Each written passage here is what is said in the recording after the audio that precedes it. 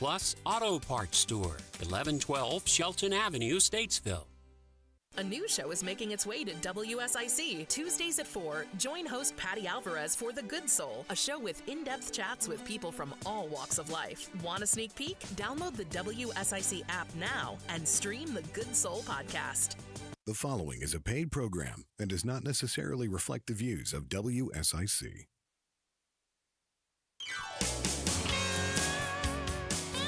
Good morning, good morning, good morning. Welcome to Thrive in Huntersville. I am Commissioner Edwin Quarles, and today we have a show for you. We have two special guests. But on yesterday, the Kansas City, they did not win with their chief last night. Nonetheless, the Town of Huntersville were definitely winners with our chiefs. We have here today our special guest, Chief Barry Graham with the Huntersville Police Department, as well as Huntersville Fire Chief, Mr. Chief Jim Dotoli. Welcome, Chiefs. How are you today? We're good. Good morning, sir. Thank you for having us. Oh, good deal. Did you guys still watch the game last night? I did. I was kind of happy with what happened. Oh, that's too cool. What about you, Chief? Yeah, I was rooting for Philadelphia all the way. Oh, man, that's Absolutely. too cool. Yeah, I tried to watch the game. I was up and doing some homework. I'm a career student. I was trying to get a paper done, so I was watching the game and trying to get this paper done at the same time. But we're going to just jump right in it.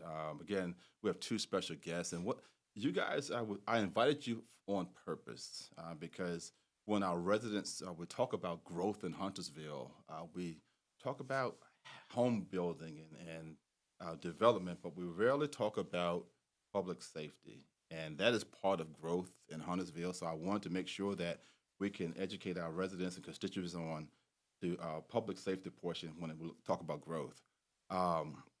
As commissioner, I receive hundreds of emails and phone calls as well as face-to-face conversations with people, but no one ever talk about we need more firefighters or more police officers.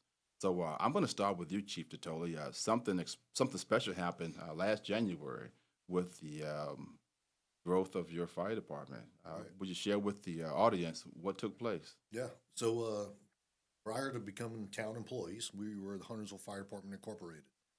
The corporation was around for 100 years. Dates back, 100 years from 2025. Everybody started off with volunteers back then. You wore a little pager and the tone went off and you got in your car and you came from your house in Huntersville and you went to one of the fire stations and picked up the fire truck that was needed for that type of call. For 100 years we did that. It was great. But as time moved on and the population got more and more calls came in. It was tougher for the volunteers to really pick up the calls and do it that way. So the way we did business had to change. About 20 years ago, the town started paying part-time firefighters. Those part-timers did a great job. They would work with the volunteers and both part-time and volunteers, responded to the same type of calls, but more and more volume of calls came in. We needed this year to look at, what's the future for the town of Huntersville. We looked at, can we get the part-timers to become full-time firefighters? The town looked at it that way, and we really did a good job of taking the incorporation, working with the commissioners and the management to say, hey, let's take on these part-timers, let's make them part of the town. Let's make them feel like they're, now we'll have a municipal fire department. We went out and we pitched to the commissioners, taking on about 18 full-timers. They were all for it. They knew that we needed full-time firefighters that were dedicated to Huntersville Fire Department and to the town. But we also took on the part-timers, and so now we run a full-time fire department with some part-timers that fit into both. That's awesome. Chief Graham, I know about 12 years ago, you all moved to a new building. Yes, sir. And we're speaking about growth. Are you guys fully staffed, or how are you as far as space in the building that you're currently in? We are not fully staffed right now. This time last year we were, and our board was kind enough to give us more positions. So we added 10, added 5 in July and then 5 in January. And then we've had a couple of folks leave since then, went to Mooresville up north of Cabarrus County, things like that. We had one person go to the Mecklenburg County ABC. So we're down 8 from where they were last year, and so the additional 10, so we're down to 18 right now. We moved into that building in 2012. out of 102 Gilead Road over there, which is now 760 Brewery. We was about 8,000 square feet, and we moved in this building. It's about 27,000 square feet, and we are busting at the seams now. We've added quite a few people since we started in 2012. So 12 years, we've grown quite a bit, as everything in Huntersville has. Wow. So you guys looking at expansion as far as building, or what are your plans if you're busting out the seams in the current building you're in? Well, we would love to find some more space.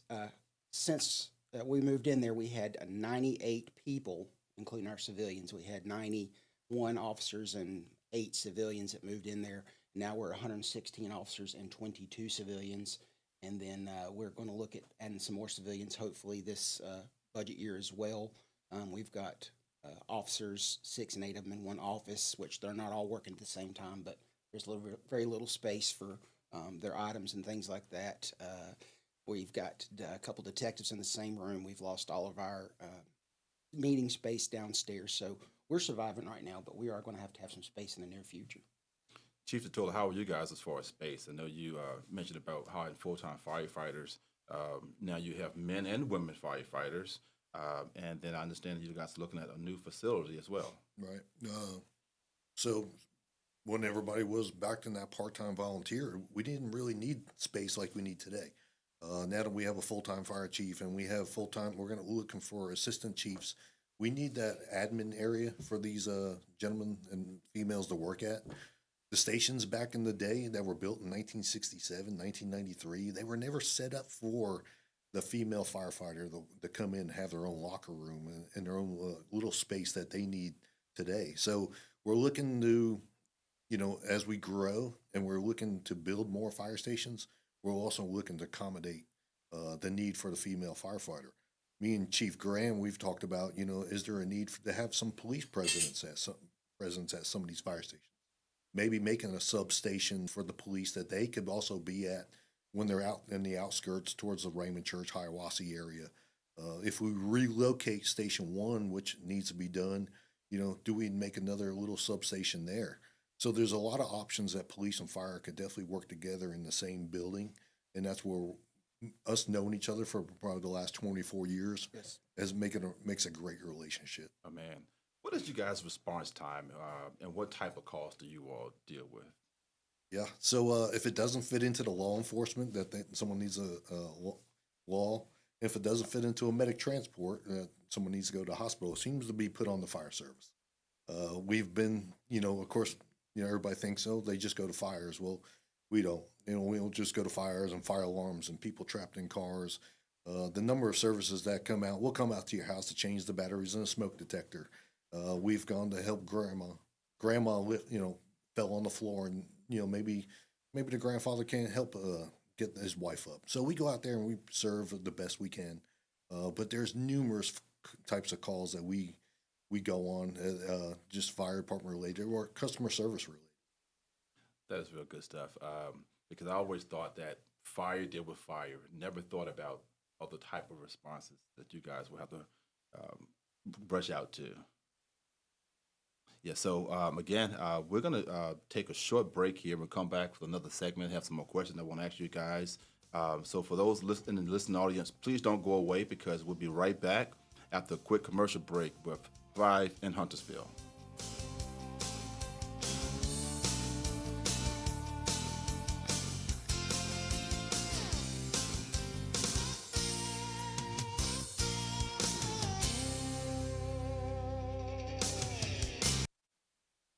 Sit tight. We'll be back with more after this on WSIC 105.9, 100.7, 1400 AM.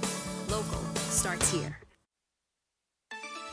Well, cloudy and cool as we kick off a new work week. Temperatures around 50 for our Monday afternoon. Slim chance of a passing shower, but otherwise just mostly dry and cloudy. However, as we go into the middle of the week, a lot of cold rain on the way. Temperatures right around 40 and washout days for our Tuesday and Wednesday. Rain totals could be up to around a few inches around Lake Norman by the time we get to the end of the week.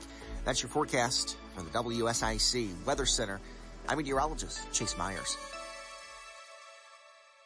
The WSIC app is available now wherever you get your apps, featuring local deals from great local businesses, like Top Notch Gutters of Statesville. Here is your WSIC community calendar. Thursday, February 13th, Lake Norman Woman Magazine is hosting Ladies' Night at Bin 110 in Cornelius. The relaxing social evening begins at 6:30 p.m. Feel free to come make new friends, get to know your neighbors in the community, and possibly catch up with pals you have not seen in a while. Bin 110 hosts Ladies' Night this Thursday, brought to you by Lake Norman Woman Magazine. The Wine Maestro in Statesville has live music with Captain Dar on Friday. Captain Dar delivers entertainment with a capital E. With his acoustic music sets, it makes a perfect addition to your Valentine's Day plans. The Wine Maestro in Statesville presents live music on Friday night at 7 p.m. Mooresville Arts and Events welcomes you to join them for a date night like no other in the ballrooms of the Charles Mack Citizen Center on Friday and Saturday. Sigmund Theatrical's Murder Mystery Crew is back with Check-In for Murder. The action will unfold around you, with some guests even becoming characters inside of the story. It's a high-class evening of dinner, theater, and mystery. Visit statesvilleevents.com for tickets and information. Enjoy the Valentine's Day special at the Speedway Club at Charlotte Motor Speedway. Come celebrate with that someone special with a 3-course dinner or something off the regular menu. The Speedway Club Valentine's Special runs Thursday, February 13th through Saturday, February 15th. Then on Sunday, you can cheer on your favorite driver during the Great American Race at the Speedway Club Daytona 500 viewing party. Visit 704-455-3216 for Speedway Club reservations or visit charlottemotorspeedway.com for more information. To keep up with all the events happening around the community and much more, including amazing local deals, download the WSIC News app today. Merlefest 2025, presented by Window World, returns April 24th through the 27th in Wilkesboro, North Carolina. Hear the Avett Brothers, Bonnie Raitt, The Dead South, Watch House, Wyatt Floors, I'm With Her, Leftover Salmon, The Warren Treaty, The Steel Drivers, and many more. For tickets, visit merlefest.org. All right, we're back with more on the Town of Huntersville on WSIC 105.9, 100.7, 1400 AM. Local starts here. Welcome back with Thrive in Huntersville. I am Commissioner Edwin Quarles, and today we have special guest Chief Barry Graham with the Huntersville Police Department, as well as Chief Jim Dotoli with the Huntersville Fire Department. These guys are truly our chiefs who are helping us to win versus the Kansas City Chiefs on last evening. In the last segment, Chief, we talked about response times for the fire department. Chief Graham, I would like to ask you a question, which is a big topic here in Huntersville, and that is crime rate. Share with us a little bit about the crime rate here in Huntersville. Sure. We actually have been down this last year compared to previous years. Our average is about 2,338 crimes. That's specific crimes. That's not calls for service a year. And we had 2,181 last year. Those crimes are broke down into two different classifications. Part 1 crime, which is your more violent crimes, crimes against persons, things like that. And Part 2 crimes is going to be main property crimes and things like that. Simple assault, minor things. We have actually down, like I said, we're down quite a bit over the last few years. Our main issue we have is property crime and traffic. That's our two big subjects we have in Huntersville. We have been, our larceny and thefts, for example, we're down 10%. We're at 637 this past year. Motor vehicles thefts are down quite a bit. We're at 89 compared to 131 the year before that. So I'd like to attribute a lot of that to being full staff for most of last year. I think that more officers out there, more times people see the officers driving around, blue lights, things like that. It tends to deter crime, so that's a big thing for us. But overall, we're doing pretty good. 2023 was up a little bit in our crime, but we're starting to work back down on it. So let's see if we can get some officers in here and keep that rate low for the next year. But speaking of crime, the Victims Advocate Program. Yes, sir. Could you share with us what is the Victims Advocate Program and some of the positives about that? Absolutely. 2 years ago, we had the idea of taking some of the responsibilities off our officers and putting on some civilians. It's very similar to the fire department, police department. If it doesn't fall into the fire category, it falls in the police category. So when we respond out to domestic violence call, we've not only got to work on the laws and getting everybody separated and make sure everybody's safe, and the fire department comes and checks on if there's any injuries and things like that, but then we have the responsibility of making sure these folks get the resources they need, whether that's domestic violence, getting them down to get warrants taken out, getting them to court, 50B, violation orders and things like that. So there's a lot involved in that. So what we did is we went and hired.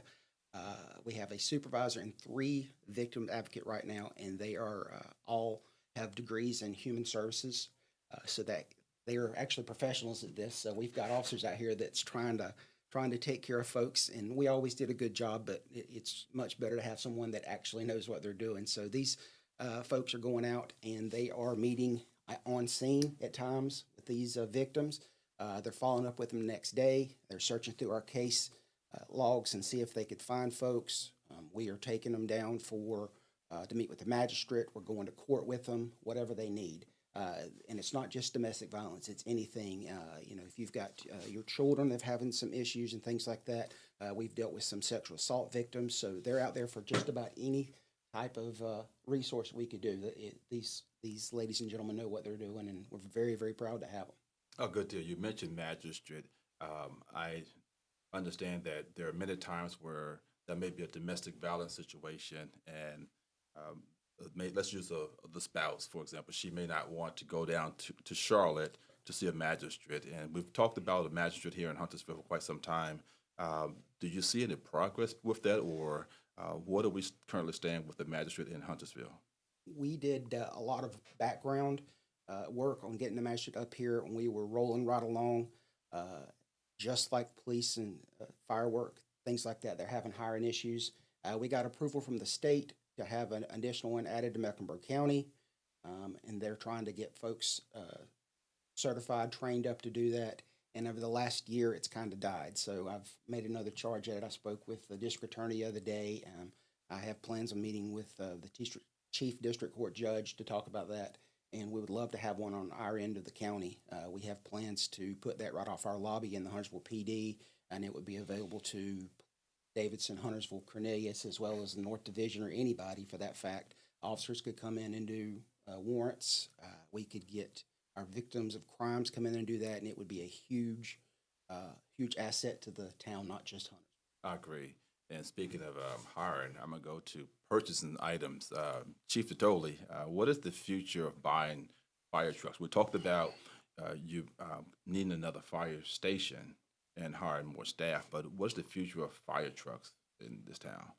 So every year I try to lay out for the new commissioners, past commissioners, a long-term plan on fire trucks. They're expensive, so we want to always plan about 20 years ahead of time. So when you open up new Station 5 and we look at a fire truck and what the needs are, or even a reserve truck, we have to look at, okay, if we bought a fire truck today, when do we get it? And right now it's taking the manufacturer about 3 years to build the fire truck. There's a lot that goes into building a fire truck. Not only is it, what color it is, but, what's the requirements on a fire truck. And the state sets that. It tells us, hey, we should carry 750 gallons of water or 500 gallons of water. How much hose should be on it? And it classifies that fire truck based on what FEMA classifies fire trucks. We learned a lot during 9/11 when other departments wanted to help each other during the tragedy in New York. And everybody wanted to bring a fire truck and firemen, but you have to have certain requirements to say, hey, this is the type of fire truck we need for this situation. So we build fire trucks today in Huntersville, no different than you see in New York City. If we need a 105-foot ladder in Huntersville because we have some tall buildings, you'll see the same fire trucks built in New York City, California. So there's a standard out there, and we stick to that standard. The training is on those fire trucks. We train from the best, from Charlotte firefighters on to Huntersville firemen to Concord firemen. So you're getting really the best service, and we put them on some of the best fire trucks out there. A fire truck nowadays, we brought it to commissioners' meeting, about $995,000. They're expensive, but we try to make them last at least 20 years. And that's the key, is take care of what, the money you gave us to build a fire truck and put it in town, but you got to take care of your property. And these firefighters that are out there, that's why you see them washing those fire trucks and cleaning them and making them in service, ready to go at all times because of the cost. We don't sit there and waste money when it comes to fire trucks because of the cost. I mean, even a ladder truck that you see you ride through Birkdale or ride in parades or anything that's used at a fire, you're talking about a fire apparatus that might be $1.9 million.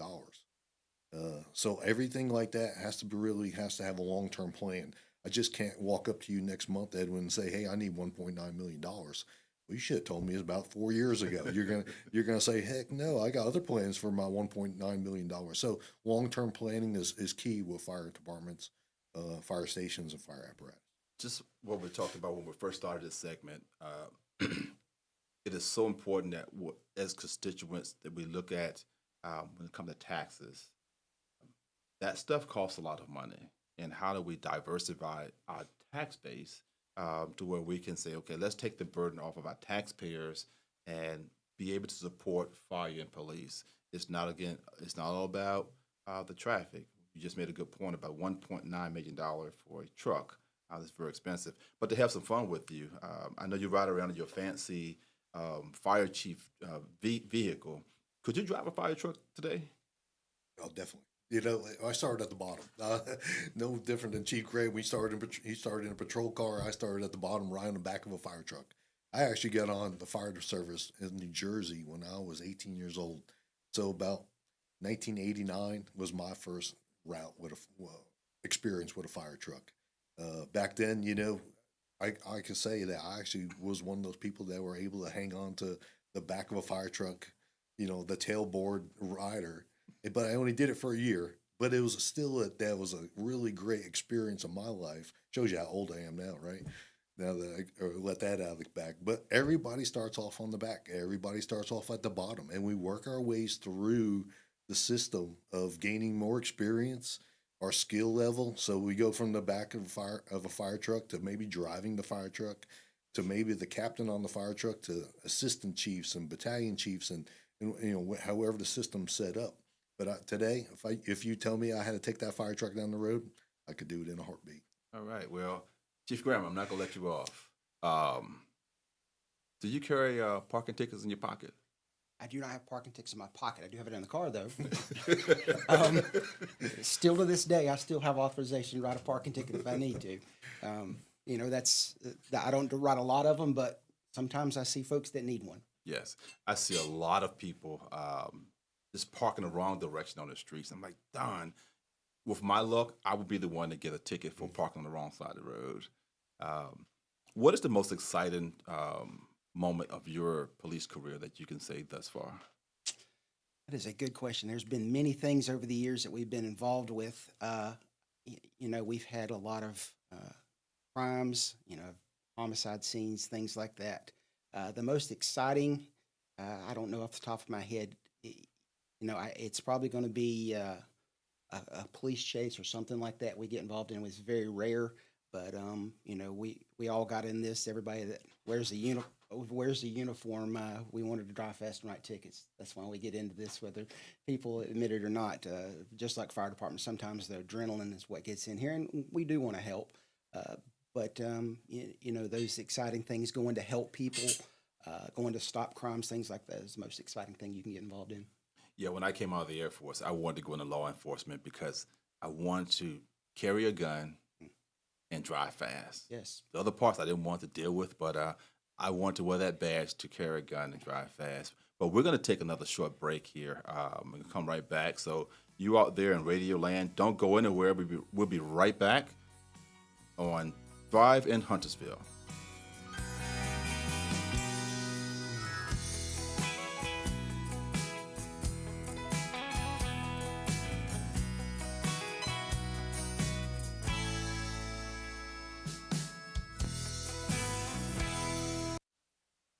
Sit tight. We'll be back with more after this on WSIC 105.9, 100.7, 1400 AM. Local starts here. Well, cloudy and cool as we kick off a new work week. Temperatures around 50 for our Monday afternoon. Slim chance of a passing shower, but otherwise it's mostly dry and cloudy. However, as we go into the middle of the week, a lot of cold rain on the way. Temperatures right around 40 and washout days for our Tuesday and Wednesday. Rain totals could be up to around a few inches around Lake Norman by the time we get to the end of the week. That's your forecast from the WSIC Weather Center. I'm meteorologist Chase Myers. Johnson's Parts and Supply, your Auto Plus Auto Parts store for 42 years, carries a full line of Wix filters for cars, trucks, and all types of heavy-duty equipment. Johnson's Auto Parts, your Auto Plus Auto Parts store, 1112 Shelton Avenue, Statesville. The Statesville Family YMCA reminds you that older adults and those with chronic health conditions don't need to feel they must accept impaired balance and limited mobility. Build strength, improve balance, and gain confidence in your mobility through the Moving for Better Balance program. For questions and additional information, email C. Mullins at ymcanwnc.org. Hi, this is Bob McIntosh with the McIntosh Law Firm in Davidson. Since 1997, we have been committed to providing our clients with competent, caring, and experienced legal services. Learn more at McIntoshLawFirm.com. How about savings off a brand new car? Randy Marion Ford Lincoln in Statesville. We've got our service loaners with just a few thousand miles on them. Save thousands of dollars on all makes and models. That's F-150, Expedition, Explorers, Lincolns, Corsair, Navigator. I tell you, these cars are like brand new.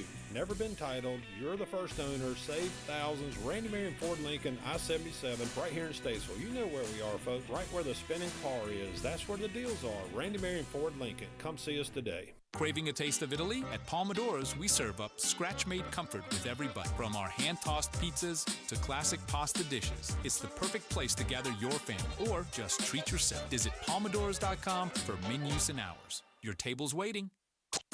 The best talk all day long. WSIC. Local starts here. This is a Bloomberg Money Minute. Another player is tossing its hat into the autonomous taxi ring. TechCrunch reports Lyft plans to bring fully self-driving robo-taxis to U.S. streets as soon as next year. They would be powered by Mobileye. Dallas would get the first taxis, with other cities to follow. This comes as Lyft's arch-rival Uber ramps up a soon-coming robo-taxi service in Austin and later Atlanta. Electric vehicle maker Rivian's relationship with Amazon is now non-exclusive, so Rivian says it will now sell its delivery van designed specifically for Amazon to other customers. It could provide a potential big boost to Rivian, as sales likely would be in bulk to delivery fleets, and as the company tries to ready the launch of a new passenger SUV, shares up 3%. The announced plan by President Trump to impose 25% tariffs on all steel and aluminum imports to the U.S.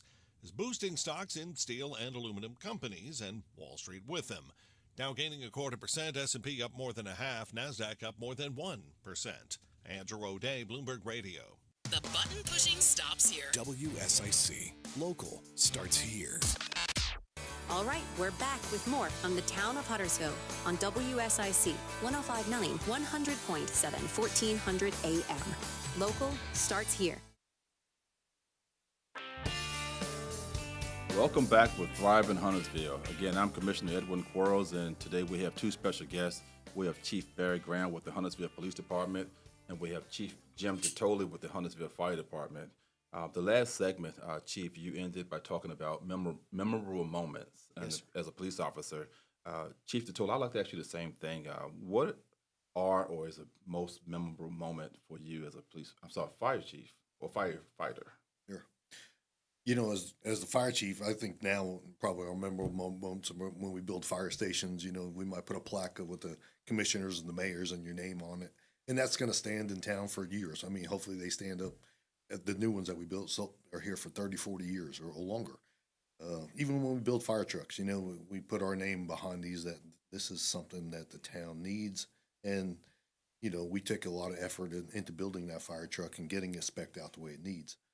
When I was young, a Charlotte Fire Department member, and still am, I was able to rescue somebody at a house fire. Came over as someone trapped in a house fire. We get there. The first thing we do is, you know, we risk our lives to go help somebody. They said somebody was in there. Ended up being a gentleman inside the house, unconscious. We dragged him out and brought him to the hospital. A lot of times as firefighters, we don't know what happens to them once they get to the hospital. They're in a higher level of care. Doctors take care of them. That same year, probably later on that year, award ceremony comes about. I get invited to the award ceremony. They said, "Hey, I'd like to give you an award for rescuing the gentleman that you pulled out of the house fire." I was like, wow, I didn't know he was still alive. You know, a lot of times when we pull somebody out, they breathe in so much of the toxic smoke. I mean, the survival rate is very low. They brought me up on stage. You know, there was other awards, of course, given out during this time in Charlotte, but I was at the very end, and they said, hey, we would like to give you an award for a saving of a life. And the gentleman was in the audience, came up to the stage, and he brought his whole family. Awesome. He was into, like, I remember pulling him out and then being a bigger man, you know, like a 230-pound guy. You know, later on that day when we went to his house, you know, we seen all these karate trophies and stuff like that. So he was one of those, you know, just into martial arts. And then when he came up on stage, he was a little smaller. He was on oxygen, but he had his family still there with him. And they were so happy that, you know, Dad was still alive. And I couldn't believe it myself because, again, you know, we turned him over to the hospitals, and here's this man that I pulled out of a house fire, and he's still alive, and he's up there giving me an award to say thank you. And, you know, it's not about the award at all. It's just, it's about, you know, it sticks in my head to this day after 20 years that this is, because it doesn't happen to everybody. You know, that's one of those things that you might go through your whole career and never pull somebody out of a house fire, but I did, and that'll always stick in my brain. Well, I salute both of you gentlemen for what you do, because what you do, sometimes people just take it for granted. I thank you so much because it takes a lot. It takes a heart to do what you do. But I know you guys are super busy. You get a lot of calls per year.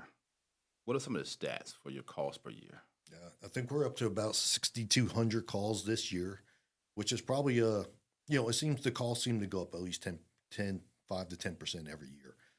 And that's, you know, when we talk about calls, we're talking about fire calls, medical calls, we talk about service calls, you know, the fire alarms and everything else. When you dial 911 in Huntersville, you're going to get a fire truck from the closest fire station, no matter what the call type is, the medical call, fire call, and it takes us about 6 minutes to get there. We're up to about 6 minutes, 30 seconds this year. As Huntersville population grows, as more roundabouts or speed bumps or red lights are put in, it takes a little while to get that fire truck there. It has to stop and obey traffic laws so, you know, Chief Graham doesn't pull us over, you know, with his ticket book that it might have dust on it. But, you know, we obey the same laws as everybody else. Now, you're going to find a fire truck riding on the other side of the road? Sure. We do that because the traffic gets backed up, and we still have to get there in a reasonable time, but safely. As the response times go up, the only way to get those response times lower is to build more fire stations. So, you know, when we found the land for Station 5, we said, hey, this area of Raymond Church Road, close to Northstone Country Club, this would help us out. You know, this is going to serve that area a lot better than Fire Station number 1. And then you'll see that some of those calls that were at Fire Station 1 will drop down, response times get better, and it makes for a better service all around. Yeah, that's going to help you guys tremendously, because I think at one point in time, you guys didn't have enough bodies to fit in the seats of the trucks to service all the trucks that we had and that we have here in Huntersville. You're correct. You know, as commissioner, you know, you took a big step this year, and you and the other commissioners, I shake your hands. I'm proud of what you did, because you realized that our service was going a little bit down, and we couldn't put those butts in the seats, and you were able to get us some full-time firefighters. Now, there are different ratings within the fire department as well. Where are you guys rated? Where are we rated here in Huntersville as far as fire rating? Right. So the insurance, what you're talking about is the insurance rating. The state comes in every 5 years, and they look at everything. They look at the types of fire trucks we have, the staffing, the amount of stations. And basically this is kind of like the state's way of saying, hey, you know, as the elected officials, giving you what you need to protect 64,000 people on its way to 67 or more. Are your response times good? So when they come in here and they have books that they go through and they look at our response times and everything else that goes with it, the insurance rating says, hey, 1 is the best, 9 is not very good. Basically, you don't see many 9s in Mecklenburg County at all. But we were at a 4, which is very good, but we dropped it down to a 3. And I give the credit to seeing the needs of the fire department. You know, as the town's growing, that means the fire department's growing. That means the commissioners are giving us more people for putting them on staff. We're building fire stations. We only built one in 2010, 2017. We'll probably build another one here in the next couple of years. So now we're down to a 3. I think I'm almost positive we could get to a 2. Two would be my goal as a fire chief now, and before I retire one day. We'll never be at a 1 unless the water department puts in more hydrants. If you're out towards the Hiawassee, Raymond Church Road area, out that way, there's no hydrants yet. They're still on wells. So until the water department runs hydrants out there, that's the only time you could be a 1. So the worse the rating, the higher a person may pay in homeowners insurance. That's correct. Once you're at a 4 for a homeowner, that's the best they'll say they'll do. Whether it become a 1 or a 2, number 4, you already got a 4, you got your best insurance.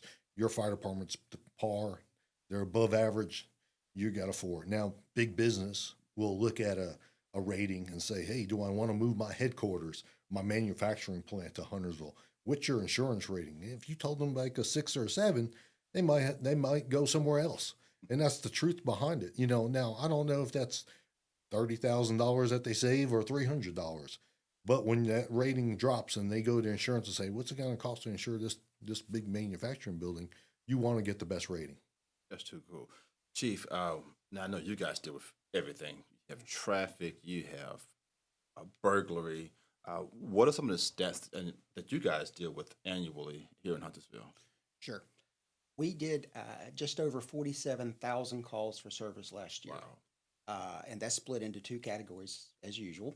Our officers had 29,828 officer-initiated calls. That would be your traffic stops, disabled murderers, checking on them, things like that officers are actually starting the call. And then we had 17,458 individual 911 calls. Now, if 4 people call in to 911, that counts as 1 call. So it's not for the actual number of 911 calls for a total, like I said, just over 47,000. We had a big drop after COVID, and we are gaining more and more every year as we go through that. In a typical day in Huntersville, in a 24-hour period, Huntersville Police Department does approximately 22 traffic stops. We've got 6 crimes, 6 traffic crashes, 2 crimes against property, and 129 calls a day is our average. Sundays it's going to be lower, Friday and Saturday it's going to be higher, so it evens out. So, and our number one thing that we do is traffic crashes and property crimes. Speaking of crashes, this past week, you had an officer that was in a crash. Yes. How's he doing? He's doing fine. He had some minor injuries, and we're working on that. He was responding to a call for service and went through an intersection and got hit. We're still working on that. Okay. And speaking of different calls, you all also have school resource officers. Absolutely. Were you ever a school resource officer? I was. I originally started in the western part of the state and spent 3 years up there. And then I came down to Huntersville in early '97, and that was the same year that Charlotte-Mecklenburg Charlotte-Mecklenburg Police Department pulled out of our area because we were expanding the town of Huntersville, and I was the first officer down at Alexander Middle School and North Meck High School. So I was the first Huntersville SRO we had here. You're telling your age, Chief. I know that. You can tell that by my gray hair. Well, we're going to take another short break here, and we'll come right back with Thrive in Huntersville. Again, I'm Commissioner Quarles, and we have Chief Barry Graham and Chief Jim Dotoli with us. So again, we'll be right back with Thrive in Huntersville.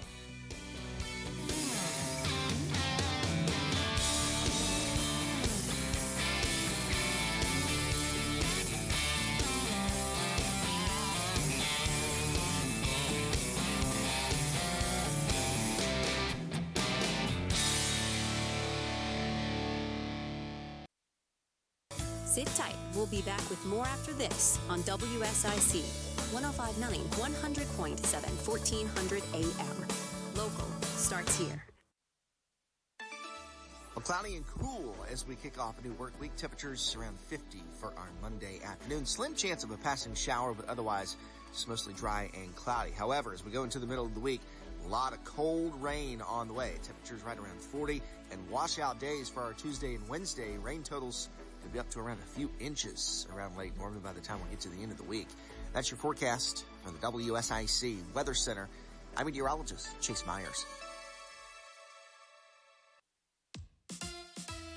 Here is your WSIC community calendar. Thursday, February 13th, Lake Norman Woman Magazine is hosting Ladies' Night at Bin 110 in Cornelius. The relaxing social evening begins at 6:30 p.m. Feel free to come make new friends, get to know your neighbors in the community, and possibly catch up with pals you have not seen in a while. Bin 110 hosts Ladies' Night this Thursday, brought to you by Lake Norman Woman Magazine.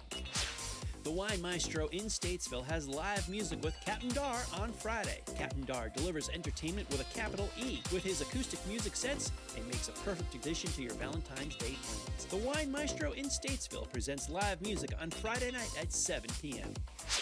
Mooresville Arts and Events welcomes you to join them for a date night like no other in the ballrooms of the Charles Mack Citizen Center on Friday and Saturday. Sigmund Theatrical's Murder Mystery Crew is back with Check-In for Murder. The action will unfold around you, with some guests even becoming characters inside of the story. It's a high-class evening of dinner, theater, and mystery. Visit statesvilleevents.com for tickets and information. Enjoy the Valentine's Day special at the Speedway Club at Charlotte Motor Speedway. Come celebrate with that someone special with a 3-course dinner or something off the regular menu. The Speedway Club Valentine's Special runs Thursday, February 13th through Saturday, February 15th. Then on Sunday, you can cheer on your favorite driver during the Great American Race at the Speedway Club Daytona 500 viewing party. Visit 704-455-3216 for Speedway Club reservations or visit charlottemotorspeedway.com for more information. To keep up with all the events happening around the community and much more, including amazing local deals, download the WSIC News app today. Merlefest 2025, presented by Window World, returns April 24th through the 27th in Wilkesboro, North Carolina. Hear the Avett Brothers, Bonnie Raitt, The Dead South, Watch House, Wyatt Flores, I'm With Her, Leftover Salmon, The Warren Treaty, The Steel Drivers, and many more. For tickets, visit merlefest.org. Give the gift of confidence with professional tooth whitening at Crawford & Colvin Dentistry in Huntersville. Choose from take-home trays or in-office options. Crawford & Colvin Dentistry, where smiles are crafted with care. Visit LakeNormanDentist.com. All right, we're back with more from the Town of Huntersville on WSIC 105.9, 100.7, 1400 AM. Local starts here.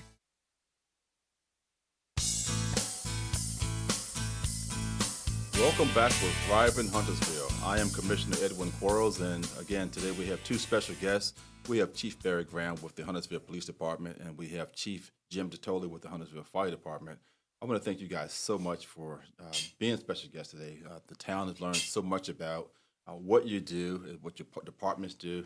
It's very educational. But the last segment, Chief, we were talking about you being a school resource officer. Yes, sir. Give us a little more details about our current school resource officers. Yeah, we have school resource officers in all our middle and high school public schools, which that accounts for 7 of them. Then we have an officer at Lake Norman Charter and one at the new Ambassador school up on 73. So that gives a total of 9. We've talked about doing elementary school SROs and things like that. So it's a very important job. We don't have a lot of folks that put in for it, but the people that do, it's a call into them, working with the kids and things like that. It takes a special person to do that. And the ones we got out there are outstanding officers. They're doing a wonderful job, and I'm proud of them every day. Excellent. I've had some great relationships with some of the school resource officers because I was at Bradley Middle School as a parent volunteer. I got to know the resource officer there, and for 21 years, I've been a volunteer at Hopewell High School and got to know the school resource officers there. So it is amazing, and it's kind of cool to see how the students blend in with the officers and remind me of my childhood days where the officer would come into your neighborhood and shoot basketball with you or just have a lot of fun with the kids in the neighborhood. So I got a question, though. Tell us a little bit about the community engagement efforts that the Huntersville Police Department have going on. Sure. We currently have a community engagement supervisor, and I've got 2 positions. I've got one filled right now, and we're waiting for us to get stepped up a little bit for the other one, and we'll probably add some more in the future. These folks are designed specifically to go out and do community engagement and not necessarily just going to parties and coffee with cops and things like that, but they're out there doing quality of life issues as well. we've got a problem with someone that's loud noise in a certain area. We may go out there and send these folks out there as a community connection to see if we can't get, everybody to understand the rules and regulations, things like that. So it's part police department, part, community connection is what I would call it. And these guys are special at what they do. And then during the summer, school resource officers assist with that. All our officers, no matter what you are doing, are part of our community engagement, but we've got specific people that go out there that are leading that.